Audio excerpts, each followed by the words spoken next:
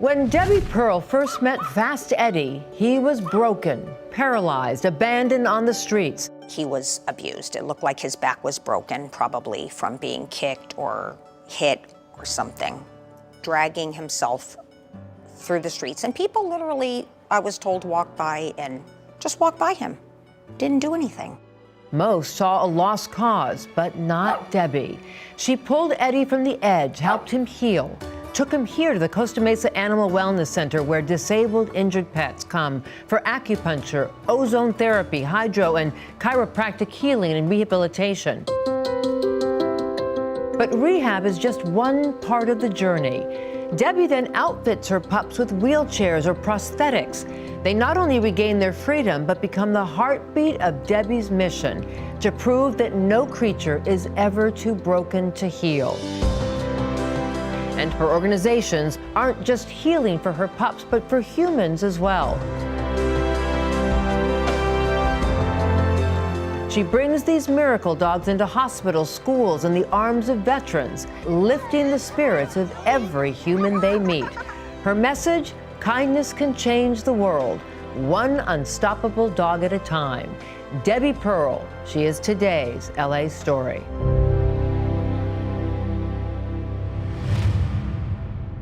Hello, everyone, and welcome to a really special edition of LA Stories. I'm Giselle Fernandez, and we are down here with the unstoppable and amazing Debbie Pearl. I can't tell you what an honor it is for me to meet you. Oh, thank you.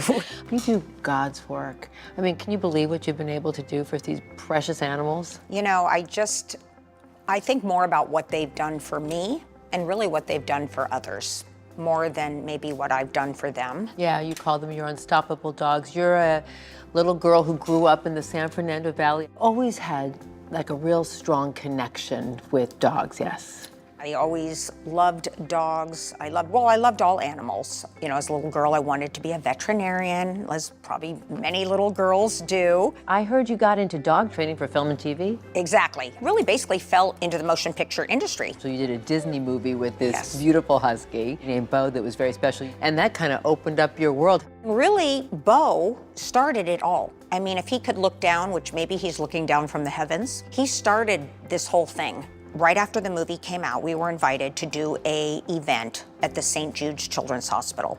And that's my first experience with seeing the children that were battling, you know, some of them life-threatening illnesses.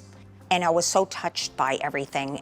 And you had a chance to see the dogs that you brought interact with these children, both challenged. And you had an epiphany, I understand. Yes. So when I was at St. Jude, I met a little boy. And probably it makes me cry every time I think about it. This little boy had a brain tumor.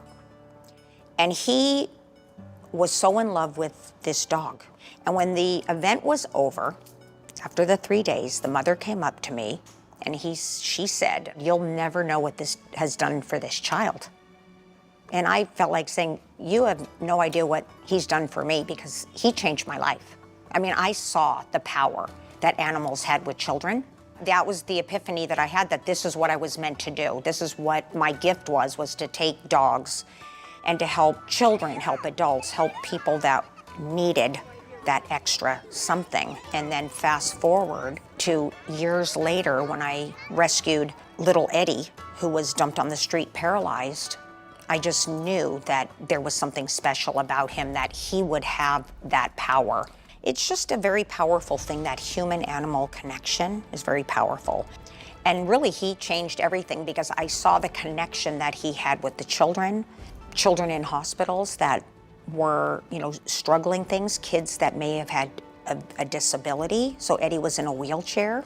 There was just this very powerful connection and a very magical bond that he had with everybody who met him. How do you process that cruelty? I mean, I've seen your dogs, and their spirit resilience is so touching. And at the same time, I immediately go to, who would do that to an animal? It's tough to process. It's hard to really comprehend that there's that kind of cruelty. You know, that humans can be that cruel to a helpless dog. Talk to me about how Eddie inspired you to say, we're gonna build, you know, kind of a business to help dogs like this so that they can have healthy, normal lives. How did that even enter your brain? I feel like these dogs that are survivors of abuse have a very powerful message. Of resilience. Of resilience. Their message is, if you believe anything is possible, and if you never give up hope, you can do it. I mean, these dogs have survived the unthinkable, but yet they're here. Talk to me about Zoe. Zoe was found on the streets with all 4 of her legs cut off and her ears. And she was actually, when they found her, she was nursing puppies without her legs. I mean, it was horrific, like the bones were sticking out of her feet. And, you know, I just call her my little warrior. You know, she's against all odds. She persevered. She knew she had babies to take care of, and she was going to take care of those babies no matter what had happened to her. So she's very special. I call her also my magical unicorn because she's extremely loving. So you bring dogs in and have a rescue kind of operation internationally, domestically. Right. And you call them your Unstoppables, and then you outfit them with wheelchairs and prosthetics? Right. Right. So depending upon their need, we determine what's going to be the best for each individual dog and what's going to give them the best chance to regain their life. So the paralyzed dogs usually go into wheelchairs. A dog like Zoe, a dog like Elliot, they couldn't use a wheelchair because they had no feet. They're missing the bottoms of their legs. There's nothing to pull a wheelchair with. So they needed prosthetics. And what is the process of fitting prosthetics or teaching a dog that's been so traumatized how to use a wheelchair or these prosthetic legs? Some dogs take to these things right away. Other dogs, it takes a little time. Like some dogs, like Eddie, that's how Eddie got his nickname Fast Eddie, because they put that dog in a wheelchair and he was fast. He was off and running. Now, Elliot took about 6 to 8 months to learn to really walk in his prosthetic legs. Zoe, soon as she got those things on, she got up and walked. How did that make you feel? It was very emotional to see her get up and walk. I mean, well, it was incredible to witness that. Yeah, and she's been walking ever since. She's running. She's a dog. She's really, just to see her run and play now, she's just like any other dog. And she's just inspiring everybody that she meets. And what of these dogs, I mean, what have they most taught you when you see their transformation and what they're able to do with your help? Number one, to be more kind and compassionate, because everybody that you meet could be going through something. And I think most importantly, they're just so grateful and happy to be alive. Their joy is just overflowing. And it's just very contagious to be around that joy all the time. It's hard to be in a bad mood when you see how joyful they are. And then sharing that grace has proved transformative for both humans and animals. And we're gonna get more into that when LA Stories comes right back.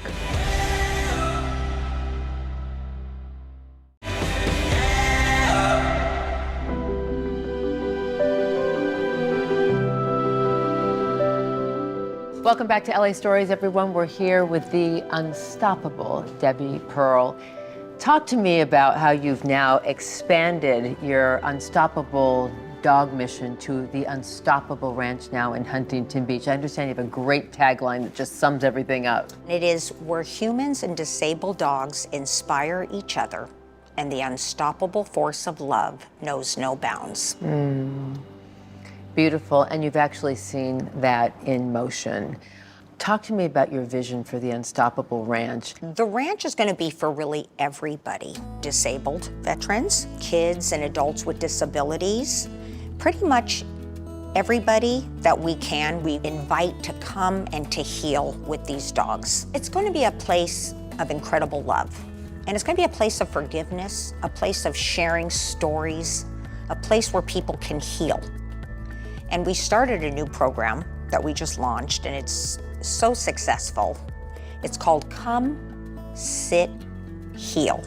And this is a program where you get to come and sit with these dogs and just feel their energy, feel their love, and just be part of this amazing group of dogs.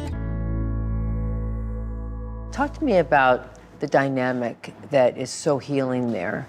You know, the healing power is incredible because I think these dogs never gave up hope. We always say, if you believe, anything is possible.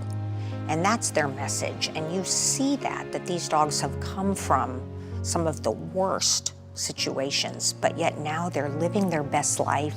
They're joyful. They've embraced what has happened to them, and they're really not defined by their disability. And I think that's an important message. Nobody's defined by their disability. You know, you can do anything you set your mind to do.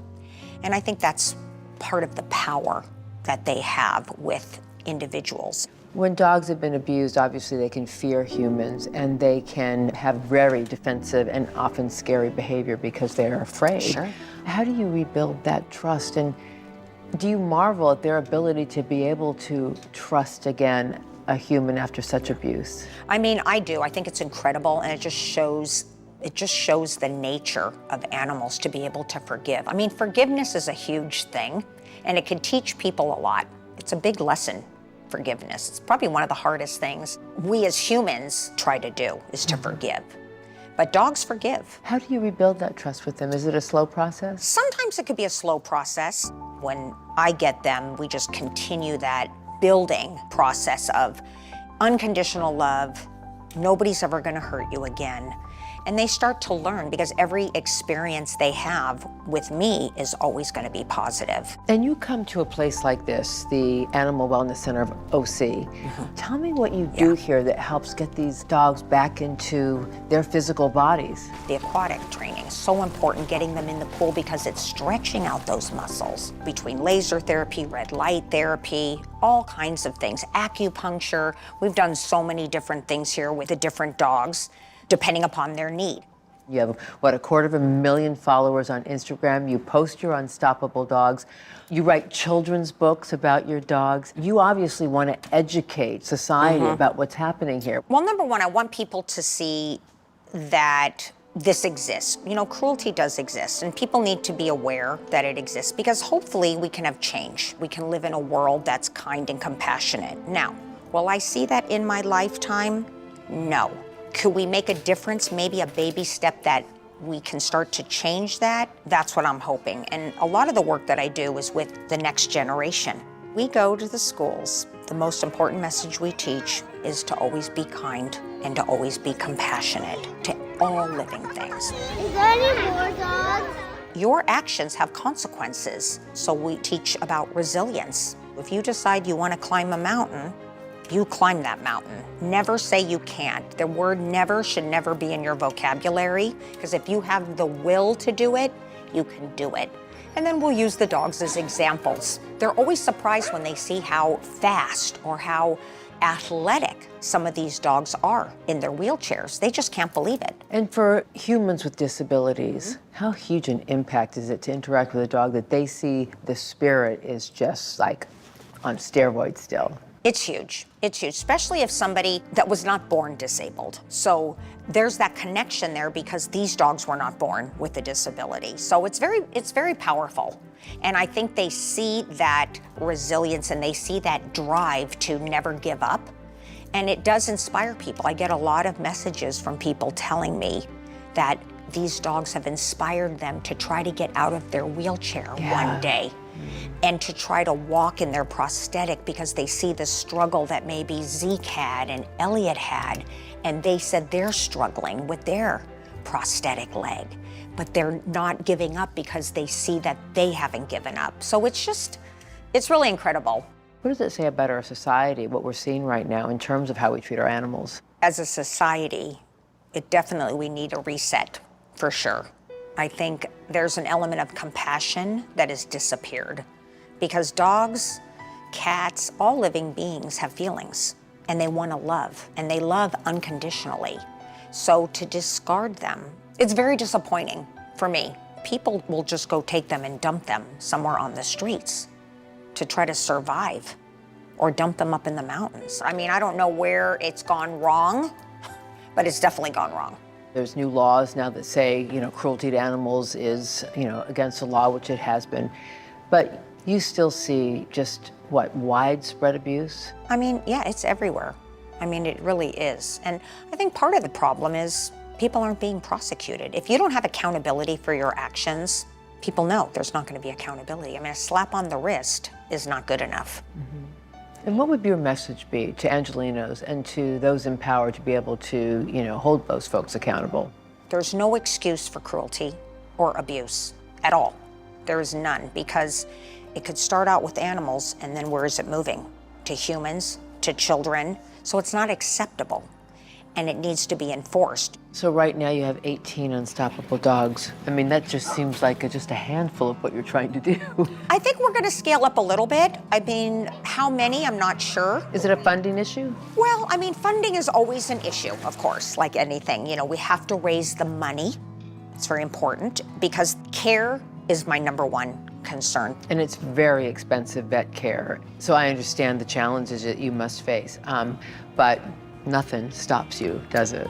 Nothing stops me. I'm very driven, to get this to happen. I always say, it's gonna happen or it's gonna kill me.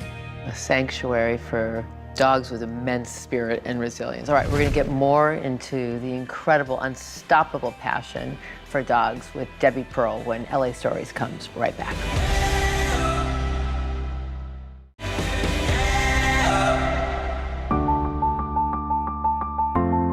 Welcome back to LA Stories, everyone. We're here with the unstoppable Debbie Pearl and her huge vision and her big heart for dogs that have been abused and disabled, and you bring back with prosthetics and wheelchairs. But it's the human-dog interaction that makes you stand out different from others. Yes, because these dogs can make a difference and change lives. The dogs have this ability to do what nobody else can do. I remember going into children's hospitals, and I remember one child, when I came into the room, the nurse said, "He can't open his eyes." So I go in, I sat down in front of him, and I told him, "I'm bringing a dog to put in your lap." And as soon as that dog came in his lap, he went like this, and then closed his eyes. And he did that with each dog. And the nurse was standing there watching this. And when we left the room, she said, "He has not opened his eyes for anybody, not his parents, not the doctors, not the nurses." She was like, that was incredible. So I see these things that I just call these incredible, magical moments that happen all the time, that it's the dogs. It's not me. I always say, the dogs do their magic all on their own. I just hold the leash and let them do what they do best. So there's been many instances like that. You've talked to me about Fast Eddie, about Elliot, about Zoe. Tell me about Sydney. So little Sydney is a French bulldog, and she was born with 4 deformed feet. So she was discarded like trash. So once she was rescued, physical therapy had to start right away, on her legs to get her up walking. We got her little prosthetic braces to help her little feet, and she's just a super loving dog. She just loves everybody. Hurry, Sid, hurry. What's so great about Sydney, she teaches so many lessons that it's okay to be different. Even though she walks, she has a little hard time, but she's got deformed feet. And she teaches the kids a lot that it's okay to have something different that looks different than your feet. These themes of inclusion and we all belong and there are no throwaway animals or people is very relevant to the times, isn't it? Very much so, yes, because really, who is perfect? I mean, these dogs, yes, they definitely have imperfections, but that's what makes them so unique and so beautiful. When people ask you, God, you see things like that are so horrific. Has there ever been a time where you're like, I just can't do this anymore? I haven't gotten to that point where I feel that I can't do it anymore, but it does bother me, and it does Sure. keep me up at night, I have to say. My brain is constantly thinking about all the ones that I couldn't help, or all the ones that might not be able to be saved, or that weren't lucky enough to get picked up off the street, that may be suffering somewhere in silence. And that bothers me, knowing that, but you can't save them all. So it's all we can do is save who we can, spread the message to open your heart to try to help a dog in need. that's what I just try to focus on the best I can. They give you a lot. They do. They give back so much love.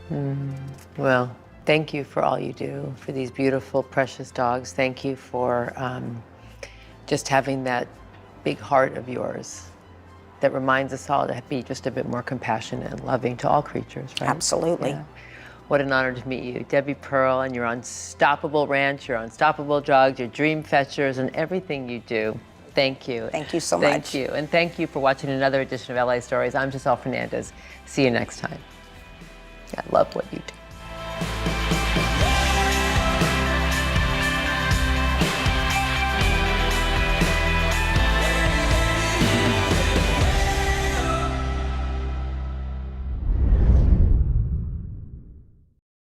Thank you for watching our YouTube channel. For more stories in your communities, click the subscribe button right here. You can also download our app or watch us on TV for the latest information, balanced coverage, weather updates every 10 minutes, and more. We'll see you then.